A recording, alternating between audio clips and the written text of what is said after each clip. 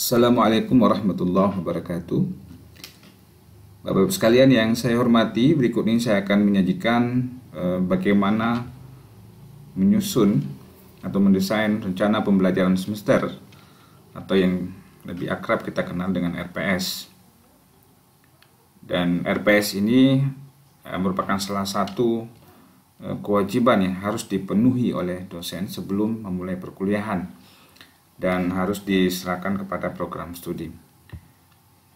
Bapak-Ibu sekalian, untuk di lingkungan UIN Sulta, kita menggunakan form RPS sesuai dengan yang diisut oleh lembaga penjaminan mutu. Ini sudah kita pernah share ya di beberapa media. Dan ini harus kita gunakan secara konsisten dan tidak bisa dirubah ya, kecuali mungkin pada bagian halaman ini.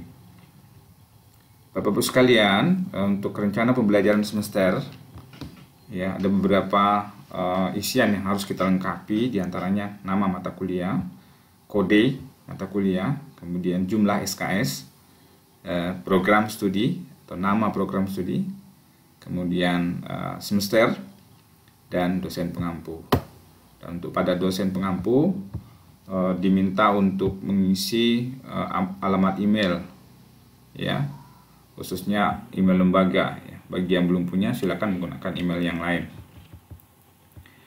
Bapak-Ibu sekalian, berikutnya yang harus kita lengkapi juga adalah capaian pembelajaran. Nah, pada aspek ini harus mengandung 3 ranah ya, yaitu sikap, pengetahuan, dan keterampilan, baik keterampilan umum maupun keterampilan khusus. Dan untuk CPL Prodi itu bisa diminta kepada program studian di mana Anda mengajar, termasuk juga CPMK atau capaian pembelajaran mata kuliah. Jadi CPMK ini adalah turunan dari CPL program studi. Baik Bapak-Ibu sekalian, berikutnya kita menuju ke tabel ya. Ada 8 kolom yang harus kita isi ya. Yang pertama adalah kolom pertama adalah minggu ke, ini menunjukkan pertemuan keberapa ya. Silakan diisi nanti di sini kalau dia pertemuan pertama, kedua, atau pertemuan kedua dan ketiga dan seterusnya. Kemudian pada kolom 2, kemampuan akhir yang diharapkan. Ini merupakan sub dari CPMK yang ada di atas ya. Kemudian kolom ketiga adalah bahan kajian. Bahan kajian ini sama dengan materi pembelajaran yang mengandung topik atau subtopik ya. Yang penting dia memiliki bahan ajar ya. Dia bisa berfungsi sebagai bahan ajar atau ada referensi yang terkait dengan itu. Kemudian bentuk pembelajaran ya.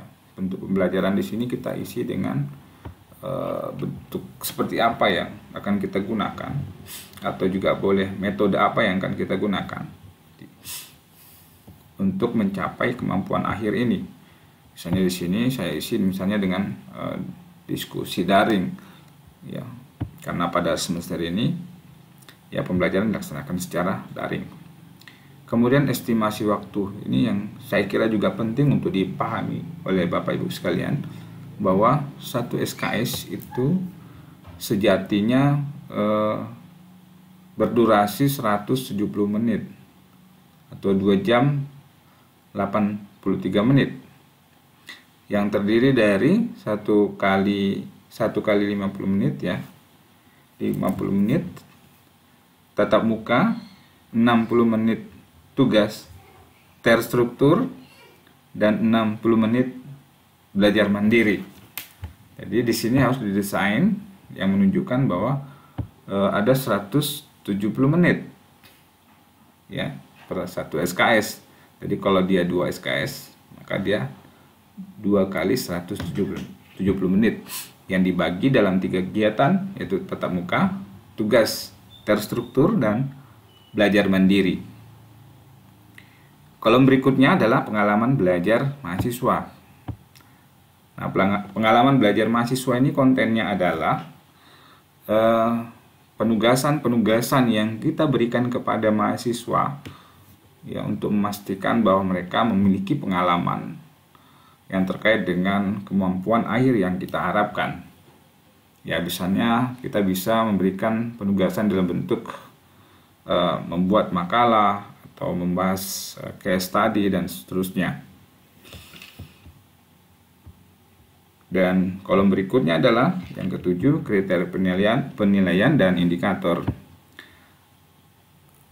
Nah, dalam kriteria penilaian dan indikator ini harus kita masukkan adalah apa kriteria penilaian yang akan kita gunakan untuk menilai penugasan yang kita berikan kepada mahasiswa.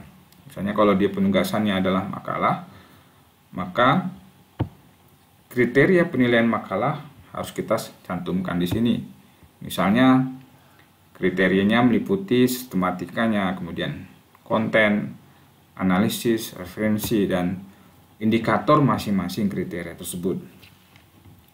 Atau Bapak Ibu sekalian bisa merancang rubrik ya, rubrik penilaian, dan Anda tempatkan di sini ya, dan tinggal kasih link mungkin di Google Drive ya.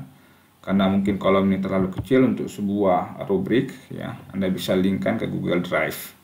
Tinggal tulis di sini rubrik penilaian makalah misalnya. Berikutnya adalah bobot. Nah, di sini terkait dengan berapa persen dari bobot dari penilaian terhadap makalah tersebut.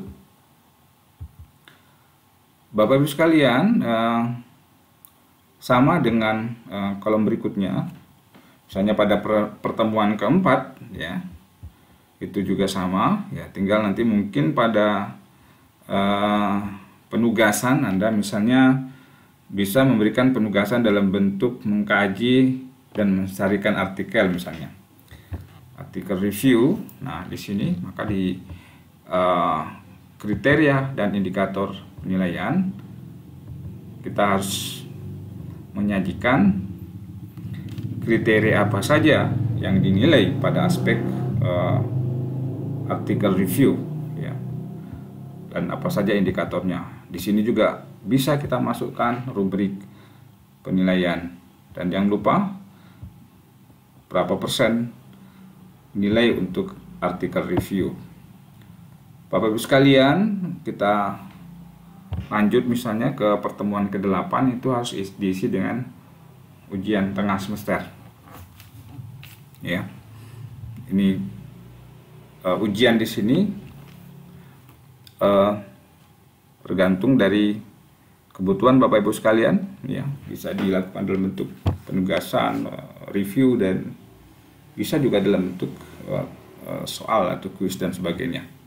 Dan jangan lupa untuk memberikan persentase dari nilai ujian tengah semester.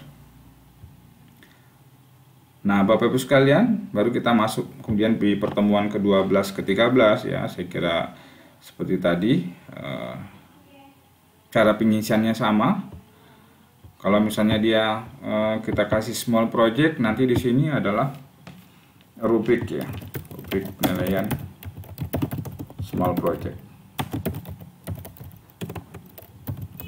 Kemudian jangan lupa kasih presentasi. Bapak Ibu sekalian, dan terakhir pada pertemuan ke-16 itu harus diisi dengan ujian akhir semester ya. Jenis ujiannya itu bergantung pada Bapak Ibu sekalian. Dan yang penting adalah jangan lupa mengisi form soal ujian dan diserahkan ke program studi. Bapak Ibu sekalian, berikutnya adalah daftar referensi. Nah, ini berisi referensi apa saja yang kita gunakan sebagai sumber primer dan sekunder dalam pembelajaran. Ini harus disusun dengan menggunakan, ya sangat dianjurkan untuk menggunakan style APA.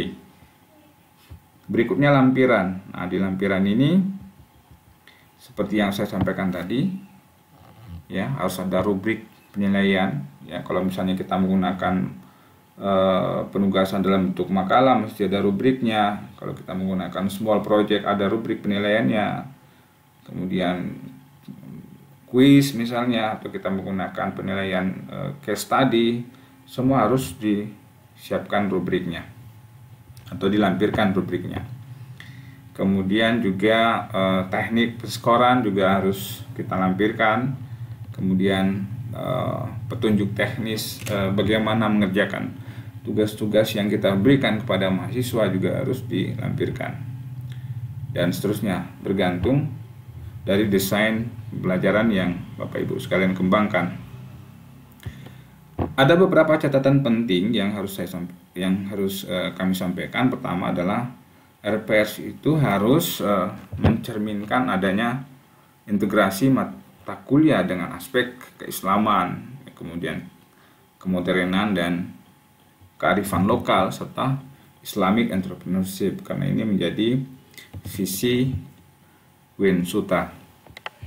Yang kedua, bahan ajar itu juga dianjurkan untuk memanfaatkan artikel-artikel jurnal ilmiah terkini dan relevan. Jadi usahakan bahan ajar Bapak Ibu sekalian itu merefer ke artikel-artikel dari jurnal-jurnal yang terkini dan relevan. Dan yang ketiga, pengalaman belajar juga harus diarahkan dalam bentuk penugasan seperti yang saya sampaikan tadi, ya, yang berdampak pada kemampuan komunikasi, kemudian kreativitas, inovasi, kerjasama, dan berpikir kritis serta melahirkan produk seperti video, rekaman, dan sebagainya. Bapak Ibu sekalian yang saya hormati, yang terakhir adalah Bapak Ibu silakan membubuhkan tanda tangan di sini beserta nama ya, sebagai dosen pengampu.